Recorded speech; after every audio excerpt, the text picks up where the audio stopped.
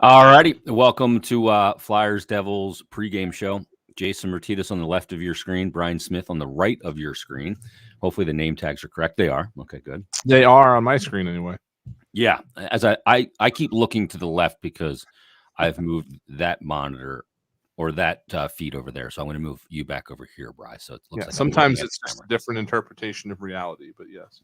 Yes. So by the way, real quick, I'm just going to start off this pregame show with one thing. Okay. Tonight's the night. Tonight's the night. It's all done tonight. Yep. Like Billy Corgan once said in that great Tonight song from Melancholy and the Infinite Sadness, which describes the last 9 games. Tonight. Or as what's the other group with Fergie in it? Tonight's gonna be a great night. Tonight they win. That's Black Eyed Peas, right? Thank you. Yes. I don't know why I know that. That's the only Black Eyed Peas song I know. But tonight's gonna be a good night. Yes. I remember Joe Conklin did a version of that, singing it as Charlie Manuel. Tonight's gonna be a good night. Hey, hey, hey. God. I can only imagine. This is the great thing about the stream shows. We can do stuff like this. I gotta find that audio. Yeah, I have it somewhere on a hard drive from back when I worked at WIP in the day. But he used to sing as Charlie, and it was great. It was like, hey, tonight's gonna be a great night. I had so much fun with him once. Somebody he was coming down here. I'm in Delaware. He was coming down here to do something, and somebody had posted his name on like one of those old like roadside signs that used to like point, like, there would be like a light that would make an arrow to pointing into the bar or whatever. You know what I'm talking about? It's hard to envision these things, but it was really funny looking to see his name on one of these things. And he says, "Oh yeah, I made it." Unreal. Well, tonight is the night because the rubber's got to meet the road. The Flyers have lost 9 straight. The Devils have lost 4 straight games. And as I was looking back last night and kind of preparing for the podcast last night for Flyers Daily and then for the pregame show, all encompassing really, I looked at the Devils and I'm looking at their schedule recently.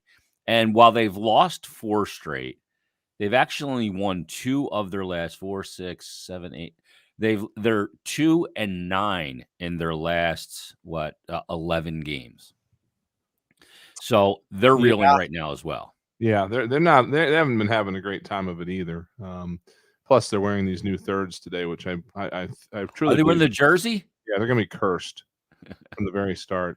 And it's what's really sad, like from a standpoint of what you and I do, and Timmy and JJ, like these are the best jerseys I've seen in the last 5 years in terms of being able to read the numbers. I mean, they could not be better. Because of the contrast, right? Yeah, the dark blue. But it's just the front is a problem.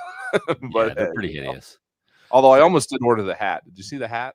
It just says hat on it, right? Yeah, I almost ordered that. I'm like, am I allowed to wear another team's merch? Because this is great. So I think tonight is the perfect opportunity because you know how I am, Brian. I'm a crusty dude and I'm a non-moral victory guy, but even upon further review, the Colorado game, they gave up 50 shots and they gave up 7 goals, and I hate that, obviously. Yes. Too many high-danger chances. But there were some good elements to come out of it, and one of them was the fact that they potted 5 goals. I don't care who was playing goal, Anunan or it doesn't matter to me. But they scored 5 goals, and I think that's a big element. And the fact that they had a little offensive punch in that game. They looked a little bit more strategic in the offensive zone. And I don't know if that's Mike Yeo or just, the change of narrative because of the coaching change. But I think this is a team that's going to get a win tonight. I don't think they're reaching double digits in winless games. No, absolutely. That's one of the things I was talking about the other night when I went into my little my little asterisk depleted rant about moral victories and how I wasn't for them either. But if the Flyers were able to come out that night and get even if they lost, if they were able to rack up 4 or 5 goals, I'd be all right with it. And I think that's pretty much what we saw. I am hoping that, like you said, it was a one-off. This team has been pretty good defensively all year long. It has started to wane as of late, but they are not a team that wow, it's dressed like a seat night in New Jersey. My goodness, we just saw a shot of warm-ups. There's nobody there. the fact that they gave up 7 goals in consecutive games, again, I'm kind of hoping that's just because of the circumstances and the defense hasn't fallen off that badly. I think we'll see that tonight. But again, yeah, it's just a matter of trying to make sure that we get that offense going at whatever cost. And if it means ignoring defense for a couple of games, all right, let's do that.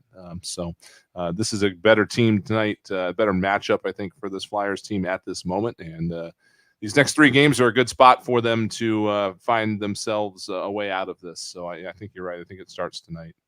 By the way, there's no – I mean, these shots are active right now that we're seeing on NHL Videocast. Yes, there's literally no – because there's something on the seats. There's like a piece of paper or something on the seats. They must be running some kind of promotion. And so you can really see that they're empty. I mean, there's in this shot of I just saw this, I guess, in-arena studio that they have set up. There was like 7 people in the stadium. I mean, that's what I mean. Like I was in the middle of a sentence and it came up on my screen and I just trailed off. It's like, oh boy. So I'm sure it's a late arriving crowd in New Jersey. I mean, it's Newark and it's not easy to get there.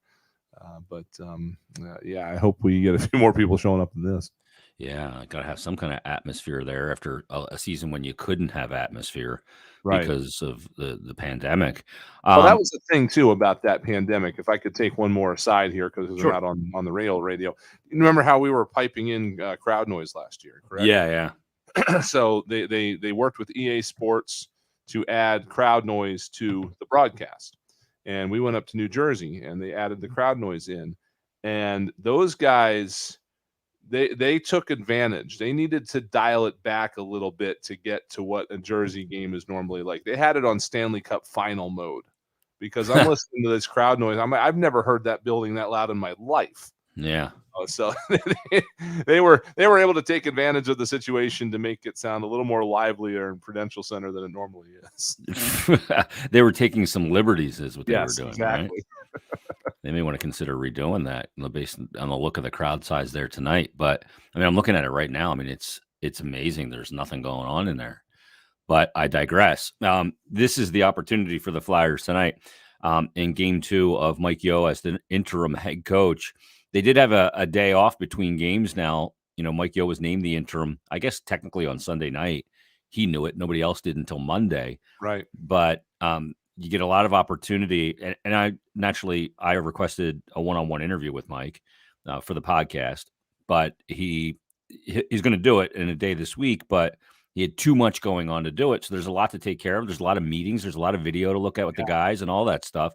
So there's another day and an off day there of implementing some things that he wants the team to do. Michael McLeod is an example of a player who's perfected his craft. Going.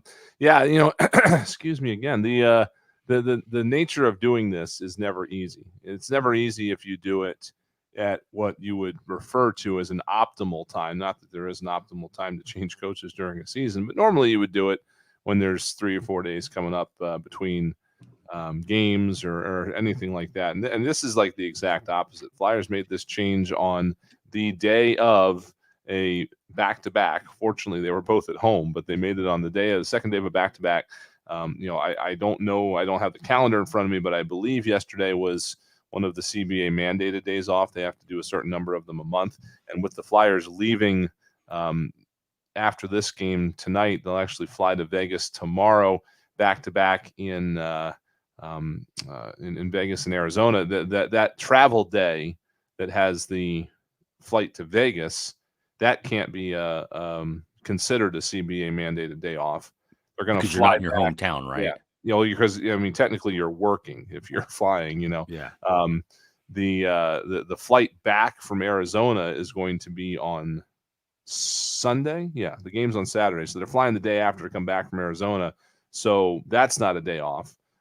So I think they kind of had to get it in there. I think obviously you would have liked to be able to get back out on the ice and do some work and all that good stuff. It just it didn't fit the cards right now. So but again, I think just from what we've seen this season, it's a much easier adjustment for them to go to Mike Yeo than it would be to somebody completely new and completely out of the organization. I don't know if you had a chance to check this out or not, but there was a article that Charlie O'Connor wrote last week that he actually sat down and went through an entire practice worth of drills with Mike Yeo, and so that's the kind of stuff that they're going to be doing anyway. It's just a matter of changing their overall, their overall attack, some of their forechecking capabilities, something like that. But stuff that they can probably do on the fly, and we'll see how they look tonight. Obviously, the other night was not going to be ideal by any circumstance, but we'll see if they can come out tonight and look a little bit more put together on the defensive end. Yeah, and part of the thing with the coaching change is it's a new messenger and a new message. So the details of the things that Mike Yeo will preach, and just because he worked under Alain Vigneault and as part of his staff, doesn't mean that he doesn't have a mind of his own. Correct. And so he's going to go out there and he's going to say, Alain Vigneault, and he was probably right there with Alain Vigneault preaching a lot of the things because that's what his boss, the head coach, wanted to preach.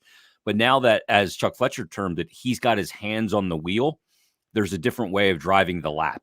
There's different ways to enter the corner and come out faster, to use a racing, because I'm a big F1 fan, a big racing euphemism.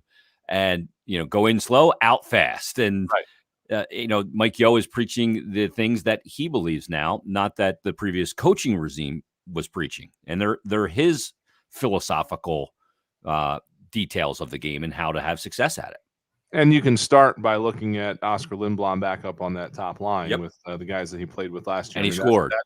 That is the kind of philosophical difference that you can immediately bring to the table. The other one is one that is not necessarily philosophical, but they get Derek Brassard back tonight, and that's huge. On the fourth line to get his legs under him a little bit. That is huge. Nothing against Max Willman, but Derek Brassard is an upgrade from Max Willman. I did not see the defensive pairings. I don't know if Kevin Connaughton is playing tonight. I don't even know. I don't think he's available tonight. Kevin Connaughton is. He may not even be with the team, but he's going to be an addition that again, not much to ding from Nick Seeler. He's done very well, but he's an upgrade over Nick Seeler if that's where the Flyers need to be right now. They don't have Cam York at their disposal at the moment. He's still injured.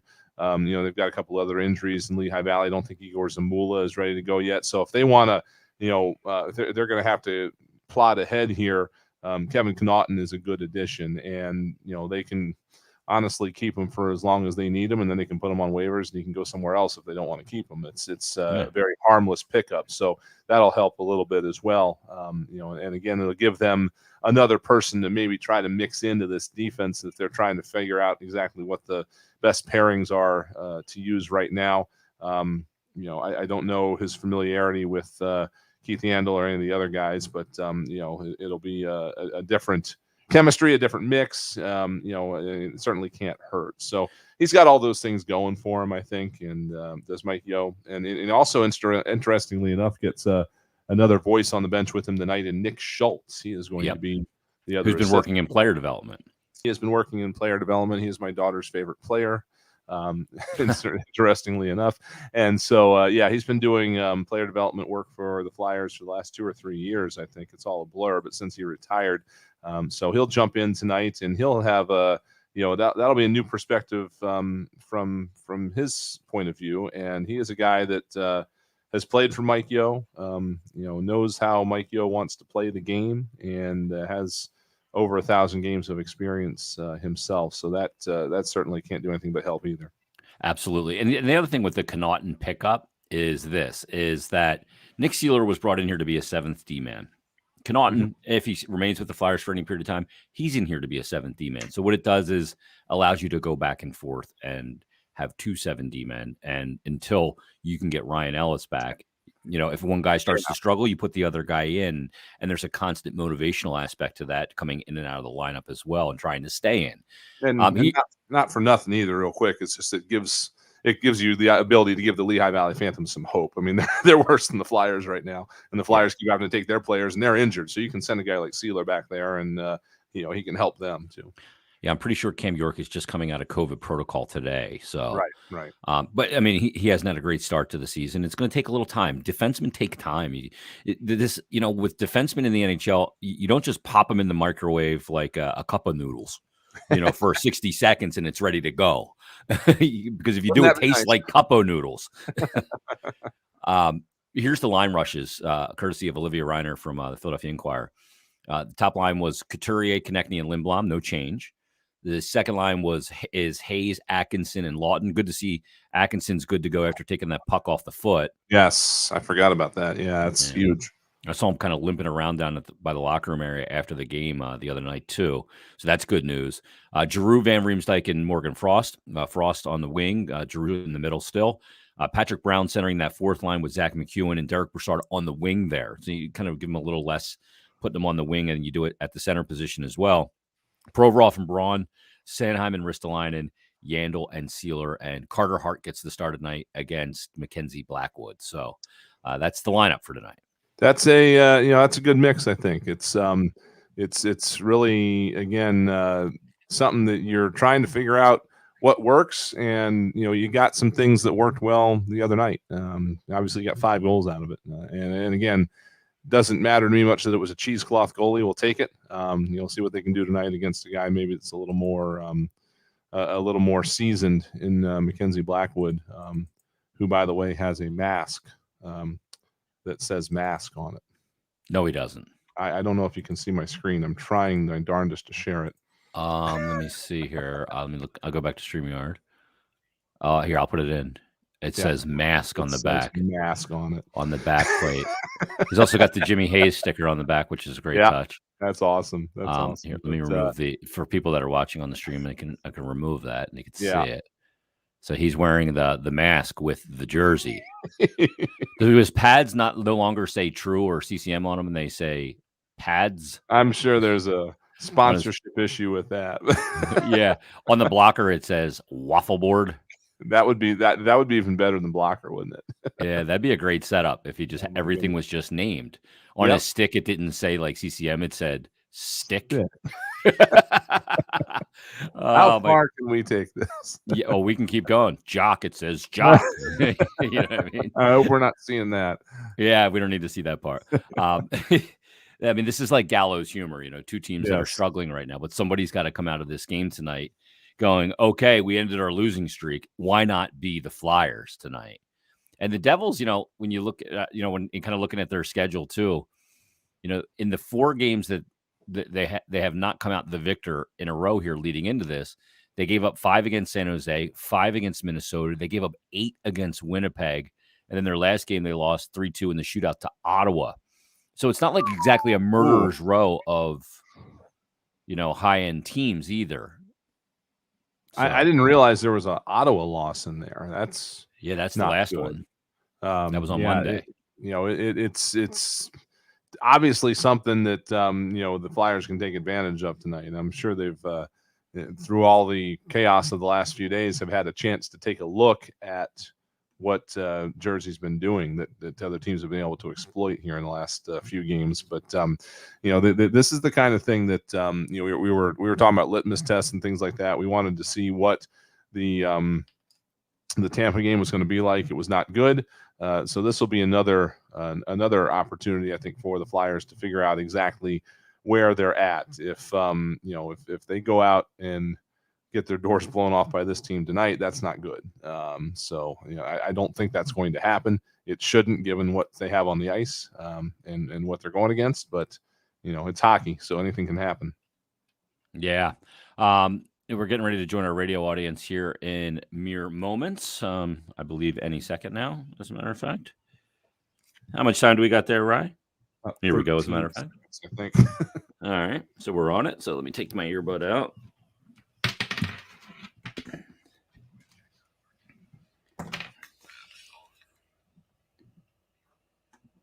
That's right. Welcome to the Flyers pregame show. It is Flyers game day. Flyers and Devils tonight from the Rock, the Prudential Center in New Jersey. It's Brian Smith, Jason Martinez. We're getting you ready for the game. Tim Saunders and Steve Coates are standing by.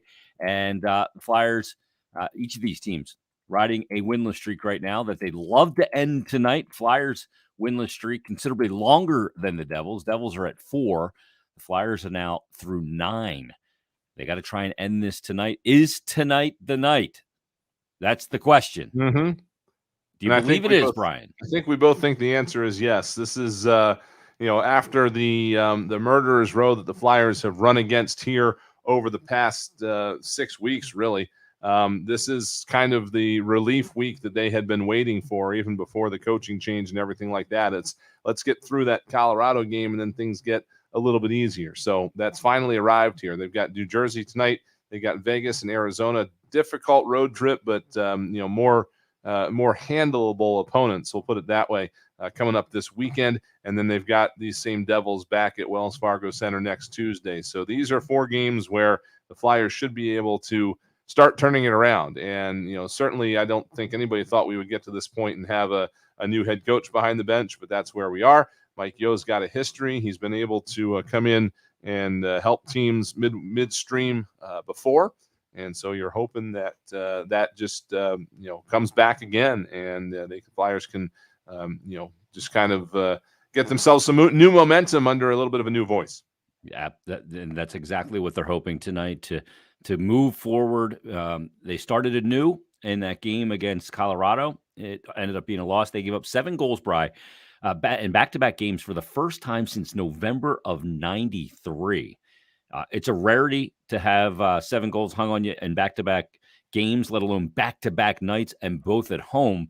But they got to find a way to be able to generate the amount of offense they did in that game, but not let the opposition generate as many shots, quality shots, and certainly goals as they did against Colorado. Yeah, there was definitely an element to that game against Colorado where it was sort of, okay, let's focus on the offense. Let's just maybe abandon a little bit some of the defensive principles and see what we can't get as far as some goals. And I think that's all right for that game. I think that was necessary. It's a Western Division or Western Conference opponent. It's a team that, as far as your playoff standings go, it doesn't care. You don't care if they get 2 points. You're good. You're good with whatever. And so, it was. I think he said it on Monday morning in his press conference where he was being introduced. That tonight was just a matter of go out there and work hard and try to make some things happen. And they were able to do that. Again, the defense suffered a little bit, but they showed signs of life. Cam Atkinson is showing some signs of getting his scoring touch back, and the Flyers get Derek Brassard back tonight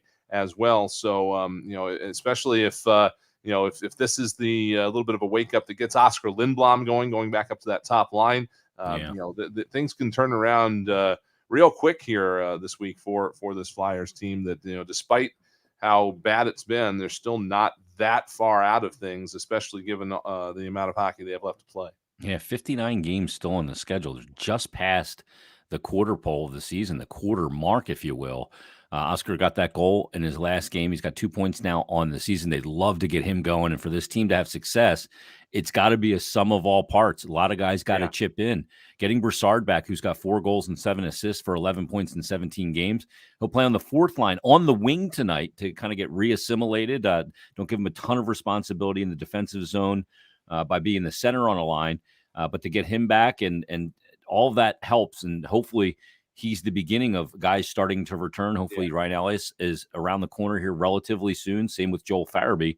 And they can get back to full Monty here with a schedule coming up that doesn't look nearly as grueling as it's looked over the past couple of, 10, 12 games. And if nothing else, just don't get hurt again. I mean, that's why you put them on the 4th line as opposed to the 2nd or 3rd. We've already seen that twice this season with Flyers players, and Brassard's injury, whatever it was, they were calling a lower body strain. Where exactly it was in his lower body, whatever it was just, I believe, a matter of a sprint. That was the final straw. That was his last play in the game that he was hurt. He was just sprinting out of the zone and then ended up having to leave. And that's the kind of thing that now you're going to test it at game speed, but just make sure you don't overdo it and set yourself back at all. And if the Flyers have to play with one forward that doesn't have as many minutes tonight, so be it. Yeah, you'll take that. Absolutely. Carter Hart gets the start for the Flyers tonight. It'll be Carter Hart against Mackenzie Blackwood. And Carter Hart, he's had such a good year, Bry. But the last couple of games, things have been overwhelming because the team is struggling, playing too much in their own zone. Some of the things that we saw and experienced last year. Now, he did play in that one game recently where they lost, 3-1 or 4-1 against the Rangers, I guess.